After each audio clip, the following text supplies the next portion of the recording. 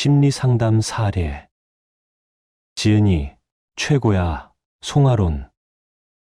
오디오북은 저작권 문제로 인해 1장은 빼고 2장과 3장만 녹음되었습니다. 사례 1. 공포영화를 보고 환시가 보이는 학생. 남자 고등학생이 상담소를 방문했다. 이유는 공포영화 컨저링을 본 후부터 환시가 보인다는 것이었다.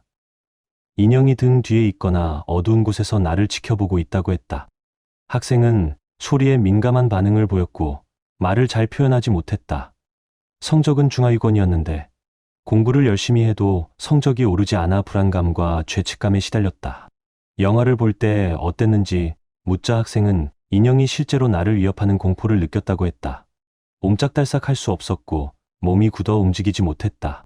마치 금방 죽을 것 같은 공포가 밀려왔다. 숨이 쉬어지지 않고 식은땀이 났다. 어두운 공간에 나 혼자 갇혀있는 느낌이었다고 말했다.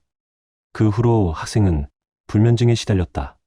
밤마다 아버지와 같이 잠을 잤다. 시간이 갈수록 불안감은 증폭됐다. 학교와 집에서 생활이 점점 힘들어졌다. 그러다 보니 낯선 사람을 기피하는 증상도 나타났다. 조그마한 소리에 민감하게 반응하고 예민함과 신경과민 증상이 나타났다. 환경 프로파일 검사 결과 학생은 부모님이 행복해 보이지 않는다고 했다. 하지만 엄마와 관계가 좋았고 아버지와도 문제가 없었다. 다만 아버지는 신념과 도덕 체계가 강한 사람이었다. 아들이 말을 안 들으면 폭력을 사용해서라도 행동을 변화시키고자 했다. 그러다 보니 학생은 초등학생 때 구구단을 제대로 외우지 못해 여러 차례 맞은 기억도 있다고 했다. 또 게임만 하는 나를 보고 아빠가 훈육을 하기 위해 야구방망이로 때린 적도 있다고 했다. 아버지에게 맞을 때마다 학생은 억울하고 분노가 쌓였지만 제대로 표출하지 못했다. 동시에 부모의 바람대로 해내지 못하는 나를 보며 죄책감과 좌절감도 느꼈다. 나에 대한 실망과 수치심으로 가득했다. 그래서 학생은 아버지와 함께 있으면 불편한 게 많았다. 치료는 공포증이 근본적으로 어디에서부터 왔는지 알아보았다. 학생도 이유를 몰라 명상 최면을 통해 원인을 찾기로 했다.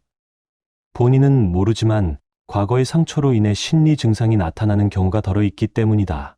이것을 두고 무의식의 덫이라고 한다. 그리고 그 결과 학생은 명상 최면을 통해 내가 지금 느끼는 공포증이 아버지에게서 느끼는 두려움과 같다는 걸 발견했다. 내가 행동을 바르게 하지 않거나 잘못을 저지르면 아버지는 이 순간에 불호령을 내렸기 때문이었다. 곧 어린 시절부터 훈육이라고는 하나 폭행을 지속적으로 당하다 보니 자기도 모르는 사이에 내면에 공포가 쌓여가고 있었던 것이었다. 원장님은 학생의 가족을 불러 부모님에게 이에 관한 이야기를 했다. 학생이 공포증을 앓고 있는 건 과거에 아버지에게 폭력을 많이 당했기 때문이라는 것이다. 말로 안 되면 뭐든지 폭력으로 해결하려 하고 심지어 구구단을 못 외운다고 어린아이를 때리는 게 말이 되냐고 했다. 무즘으로 치면 아동학대나 다름없었다. 아버지는 원장님의 이야기를 듣고 신중히 생각하더니 이내 인정했다. 아들에게 미안하다고 사과를 했다. 아들이 왜 이렇게 변했는지 이해를 하고 내 교육 방침과 행동을 바꾸겠다고 했다. 그렇게 환경치료가 성공적으로 마무리됐다. 그 후 학생은 인지치료와 함께 밀턴 에릭슨의 명상최면 치료를 받았다.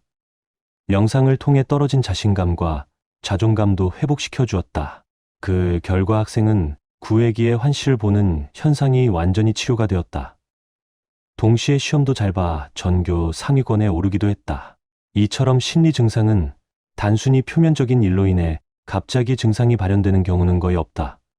과거로부터 상처가 쌓여오다 어느 순간에 폭발한다. 컨저링은 학생에게 그런 기폭제 역할을 했다. 또 컨저링을 보지 않았더라도 언젠간 심리 증상이 나타났을 것이다. 성인이 되어서도 아버지에게 맞게 되는 환경에 살고 있을지 모르기 때문이다. 그래서 심리치료에서는 환경치료가 무엇보다 중요하다. 만약 학생의 아버지가 내 교육과 행동에는 문제가 없다는 식으로 나왔다면 학생의 치료는 불가능했을지도 모른다. 상담소에 오는 많은 내담자들이 이처럼 환경에 문제를 안고 있는 경우가 많다. 사례 2. 피해망상으로 인한 고통.